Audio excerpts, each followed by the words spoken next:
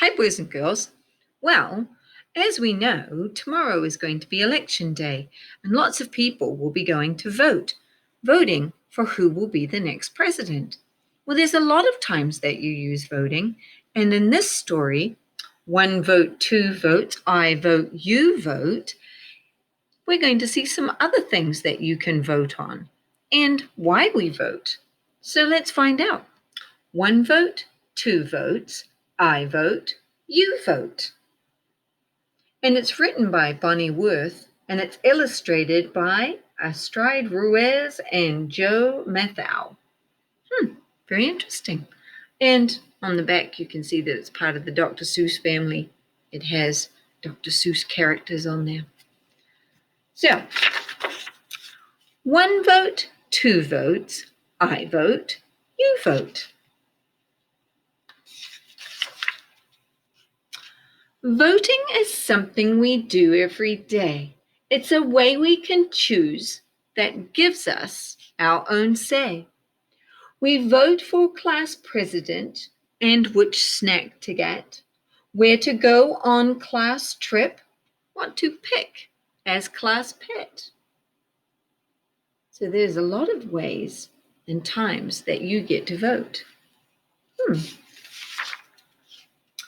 Voting gives each of us our very own voice. It allows a large group to make one single choice. How do you vote?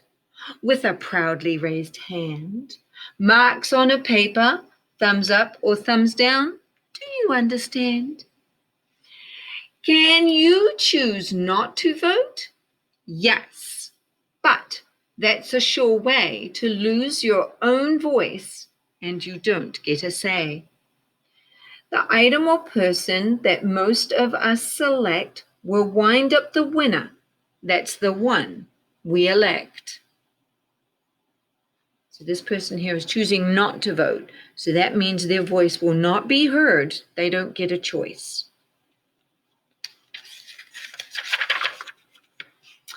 The biggest of all America's voting events chooses our president and vice president. Are presidents important? Oh, yes, they are very.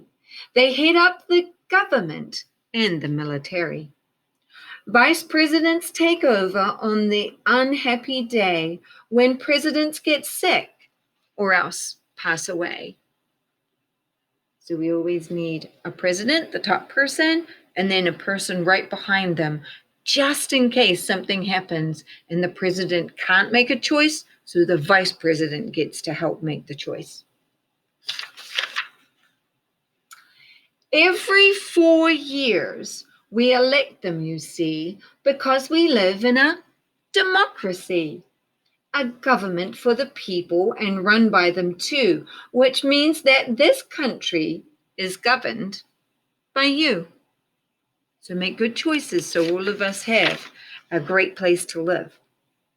Every 2 years, we elect senators and Congress people of our choice to make laws in Washington and be our state's voice.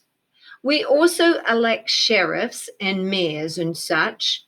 Do local elections count? Oh, you bet. Just as much.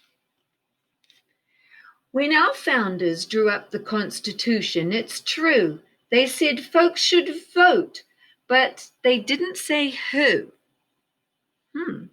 So there's our America's forefathers deciding on how the country should work. Since then, our history is marked by brave fights waged by people who struggled to win their voting rights.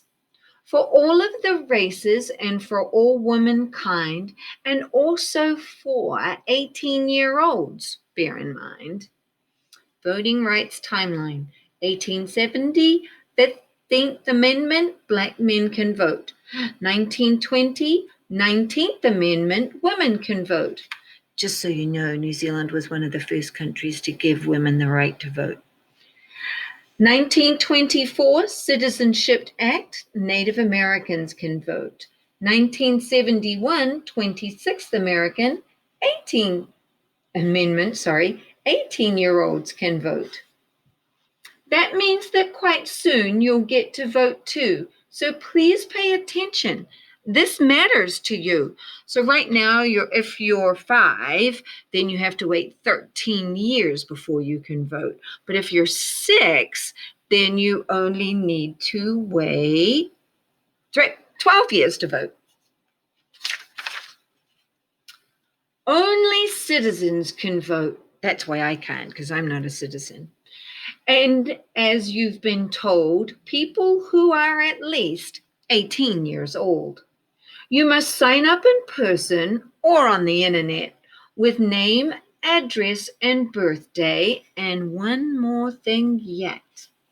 You can write down your party if you don't mind. Cakes and ice cream, you're thinking? Is that the party, that kind?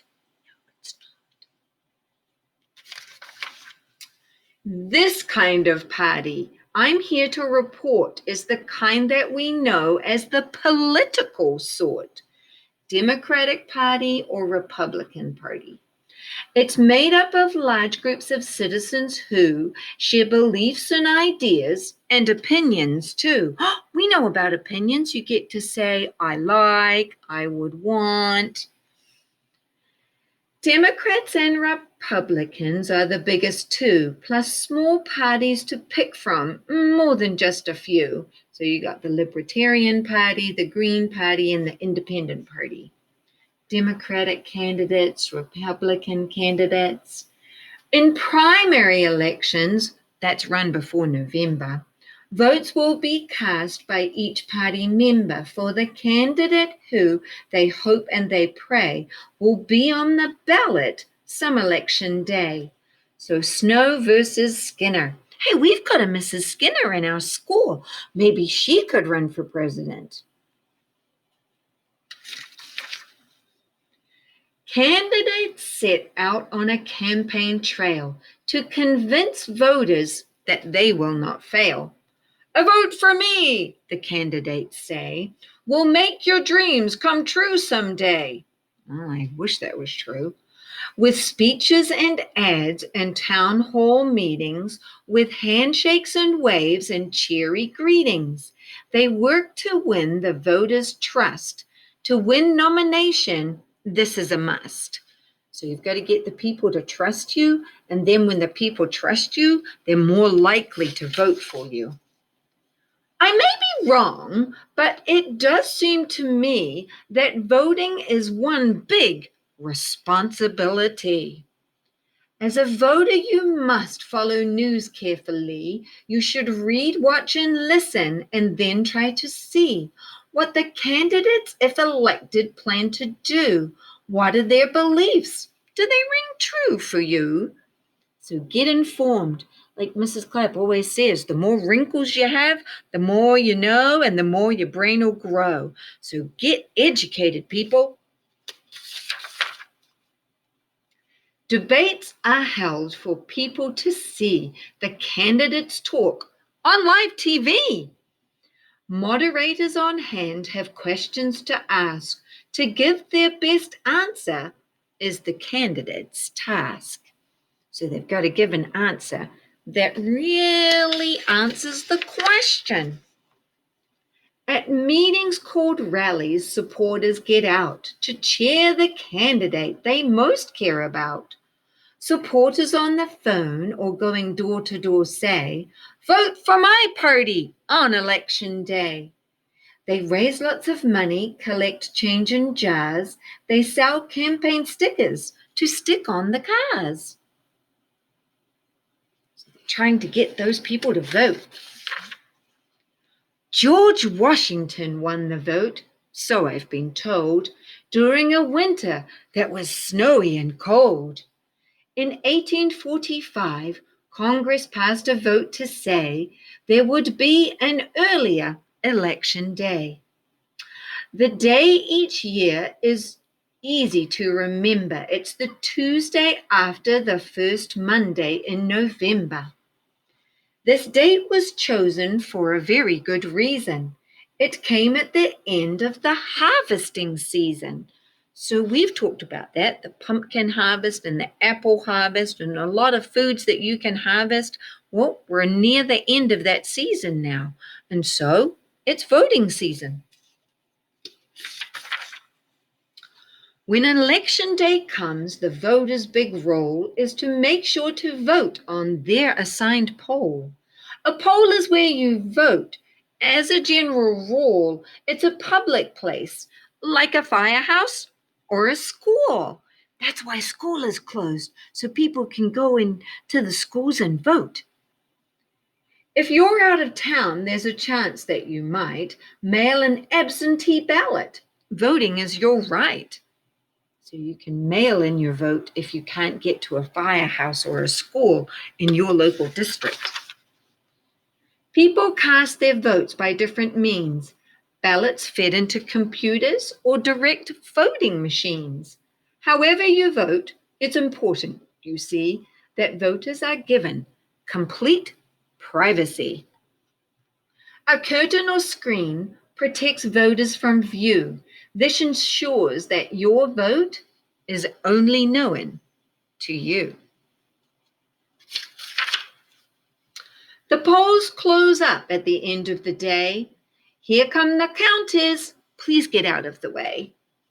By special computer, poll results are scanned, but some votes are still counted by hand. That means they go 1, 2, 3, just like we do in math. The results are sent to the Board of Elections, which declares the winner after careful inspections. So you've got to check that the votes are right before you say who the winner is, just in case they weren't counted right. Oh, the loser admits their bitter defeat. The winner announces their victory sweet. The winner vows to serve everyone in the land, not just the supporters who lent them a hand. Woohoo for thing 2! So thing 2 is the winner here. Thing 1, they were defeated. That means they didn't win. This one is the victor. That means they won. If all of this rings true, it is my dearest hope that you will cast your first vote for the cat in the hat. The cat in the hat knows a lot about everything, so he wants to be the president. Oh, maybe we should have the cat in the hat as the president. The problem is he would probably want us to talk and rhyme all of the time, and that would get old. At least that's what I've been told. So, now you know, we can vote for many kinds of things, like maybe for dinner, would you like pizza? Or maybe you would like hamburger. So the vote would be pizza or hamburger. Then your family would each get to pick one. You just get to pick one. And then the one with the most votes is the winner. Can you think of a time where you got to use voting to help make a choice? Think about it. Is there a time you voted? Well, write about it.